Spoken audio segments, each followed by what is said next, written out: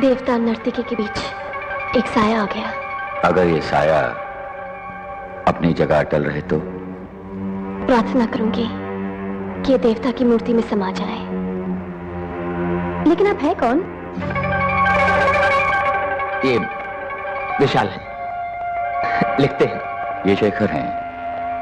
हर खूबसूरत चीज को जब ये अपने रंगों में घोल कर कैनवस पर उतारते हैं तो वो उससे भी ज्यादा खूबसूरत लगती है।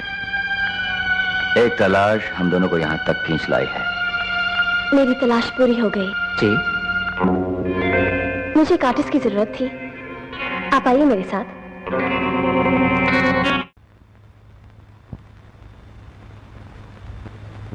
आप इस तस्वीर को पूरा कर सकते हैं?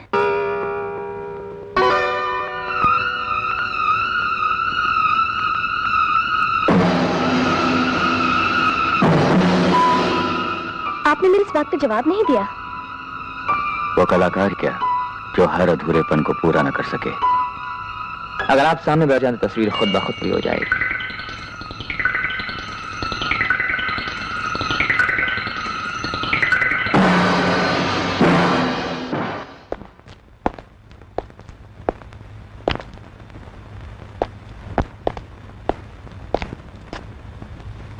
शेखर,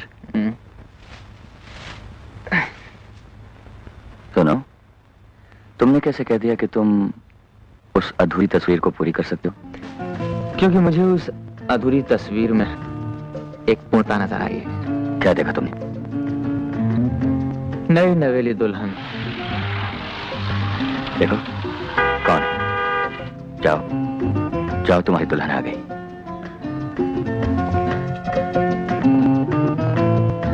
नई नवेली दुल्हन। मुझे अपनी कहानी का आरंभ मिल गया। हाय। हेलो। मैं आपको लेने आई हूँ। मैं पहले उस जगह जाना चाहता हूँ जहाँ पहली बार मिली थी। क्यों? कोई खास लगाव है उस जगह से? नहीं, लेकिन अब हो गया।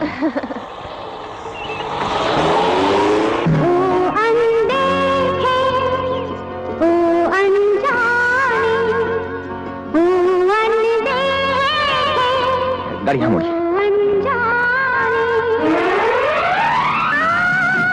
बस से रुक दीजिए। शेखर, हाँ। मैं आ सकती हूँ? जी।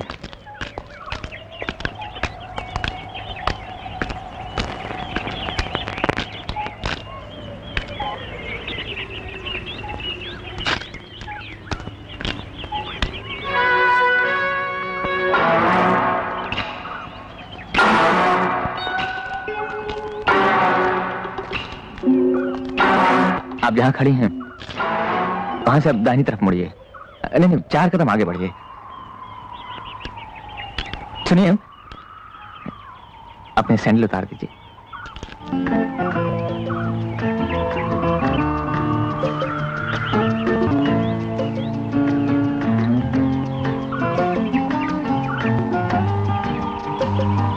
और नीचे देखिए, ये फूलों की सेज है और इन फूलों से भी ज्यादा अपने नर्म और नाजुक पांव आहिस्ता से इनके बीच रख दीजिए।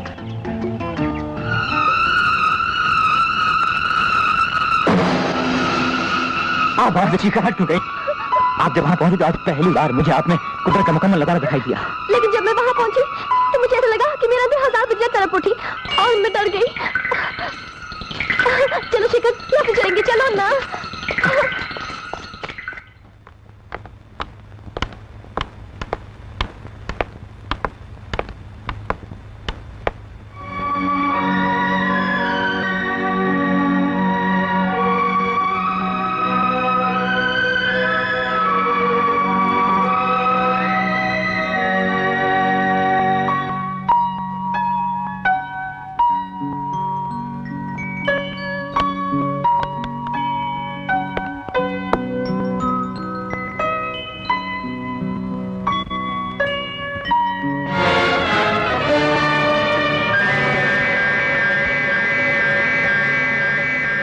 ये खंजर आपको पसंद आया? जी बहुत। मुझे भी बहुत पसंद है। खूबसूरत है ना? जी हाँ, जितना खूबसूरत है मलेबा भी है। वो खंजर ही क्या, जो जानलेवा न हो। चलिए।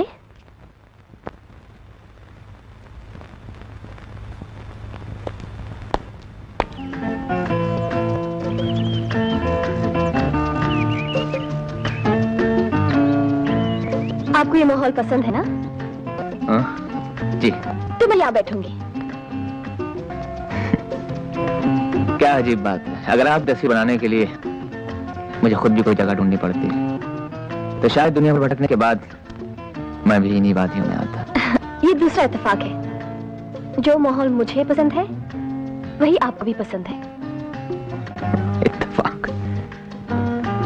क्यों ना अपना काम शुरू करें।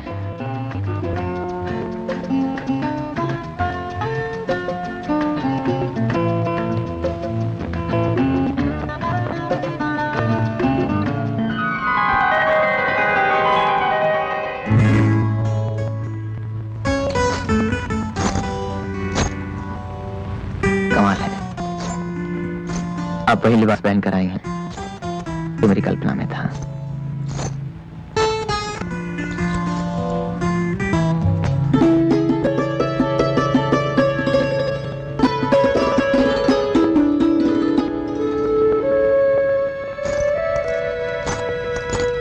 मैं इस तस्वीर को देख सकती हूँ? ना, आप इस कैनवास पर उस समय तक नजर नहीं डालेंगे जब तक मैं आपसे न कहूं। ये शर्त मंजूर है? बैठ जाइए।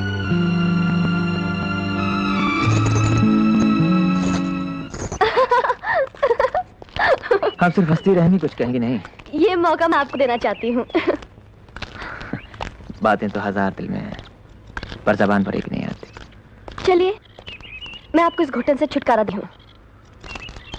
मैं आपको जितना भी जान पाई हूँ, आप एक अच्छे कलाकार के साथ एक अच्छे इंसान भी हैं। बस यही कहना चाहती है? कहना ये चाहती हूँ कि जब मैं आपके ख्याल में बसकर आपके दिल से गुजरूंगी तो कैनवस में मेरा रूप मेरे सामने एक आईने की तरह होगा और मैं उसमें अपने दिल की सच्चाई को देख सकूंगी। ये तो वक्त ही बताएगा।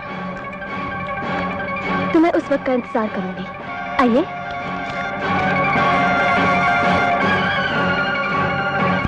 अगर मेरा यकीन सच्चा है तो नुपुर और शेखर का दो आंधियों का मिलन है जो एक दूसरे में समाकर ही शांत होंगी।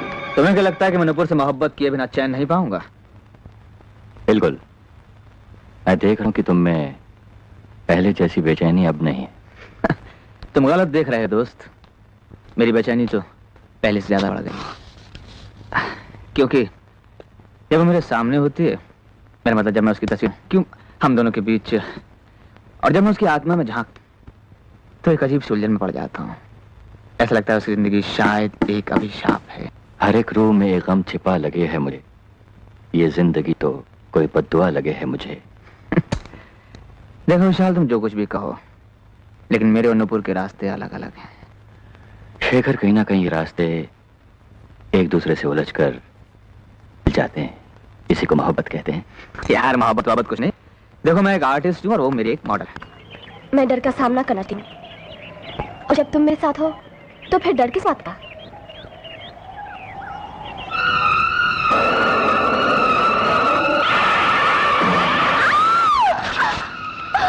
नुपुर, नुपुर, क्या हुआ? मुझे मालूम नहीं, मुझे बहुत डर लग रहा है। नुपुर, जब तुमने पाँव रखा तो क्या महसूस किया? अंधेरा, सिर्फ अंधेरा। देखो, इन अंधेरों में डर के साथ साथ सुकून भी होता है। लेकिन वो डर कैसा था? क्या था जिसमें सिवाय डर के कोई सुकून नहीं था?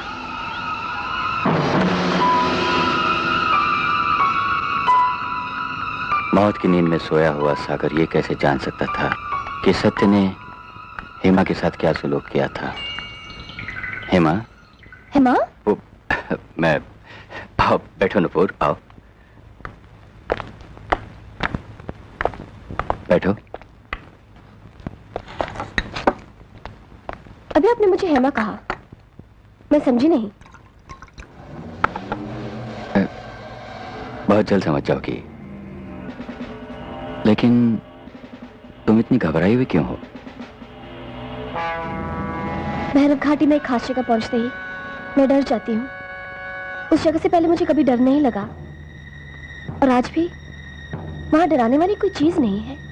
इंसान उसी जगह से डरता है जहां उस पर कोई जुल्म हुआ हो या फिर जुल्म होने की उम्मीद हो।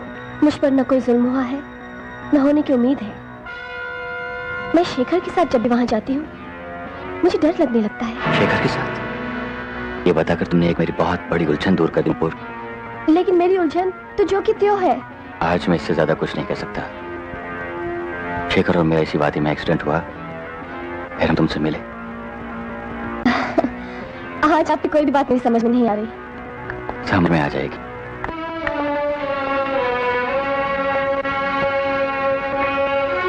आज ये बात तय पाई गई है कि सत्य ने हेमा पर कोई बहुत बड़ा किया था।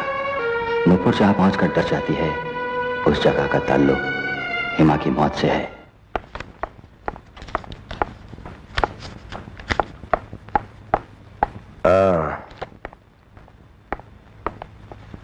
आपने जितने काम कहे थे मैं सब कर लाया हूं। जरा यहां पर साइन कर दीजिए। तुमने यहाँ आने की हिम्मत कैसे की? Get out!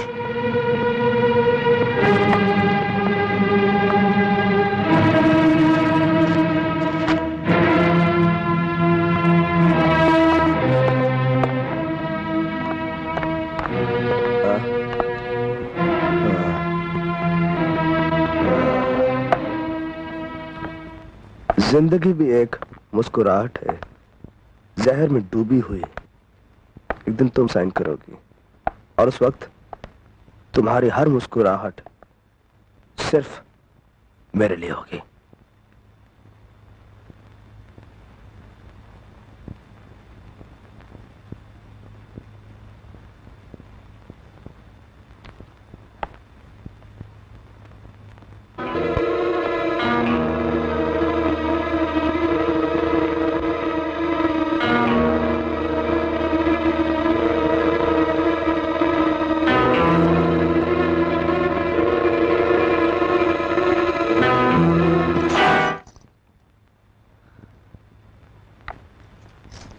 तुम यहाँ कब से खड़ी हो?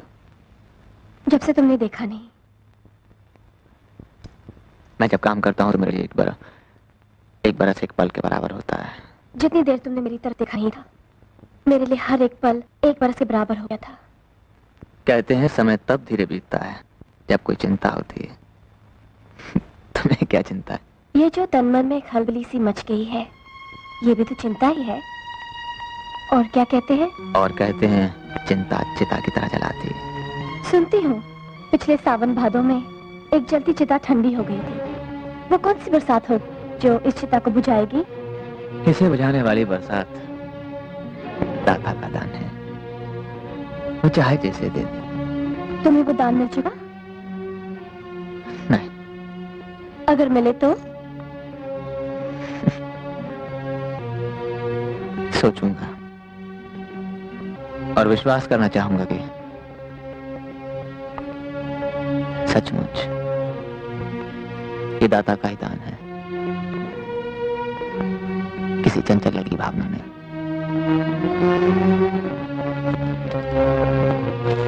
तुम अपनी तस्वीर देखना चाहोगे ना? जरूर देखना। कल सुबह सूरज की पहली किरण के साथ।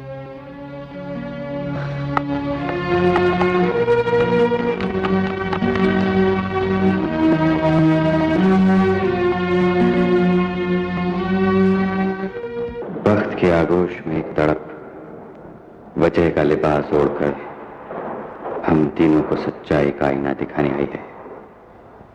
ये रात फैसले की रात है, कहीं वो ना हो जाए जिसका मुझे डर है।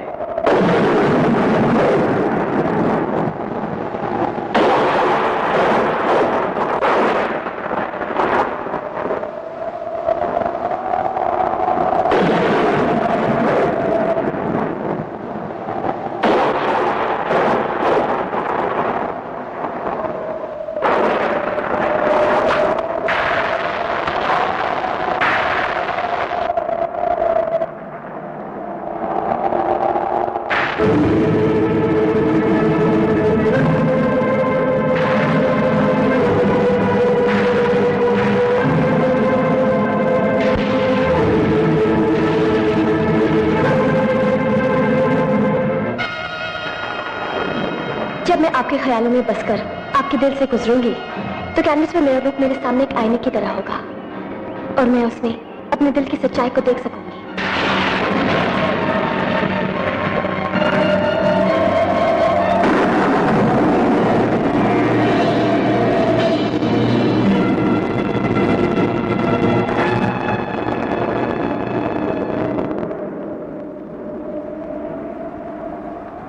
शेखर,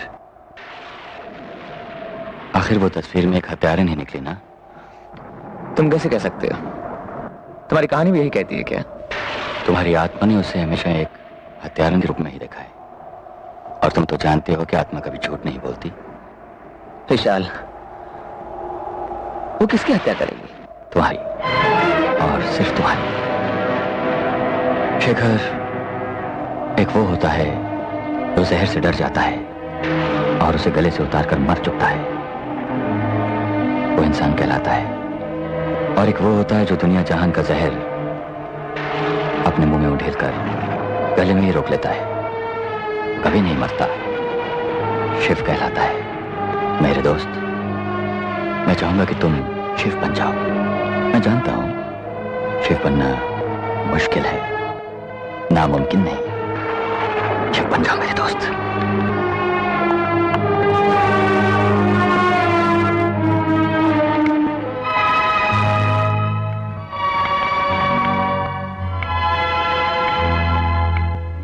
तस्वीर पसंद आई? जी बहुत। तो फिर तुम्हारे चेहरे पर खुशी के साथ साथ ये सोच क्यों? खुशी इस बात की कि बरसों से जो घुटन मैं महसूस कर रही थी वो आज पूरी हो गई, और सोच इस बात का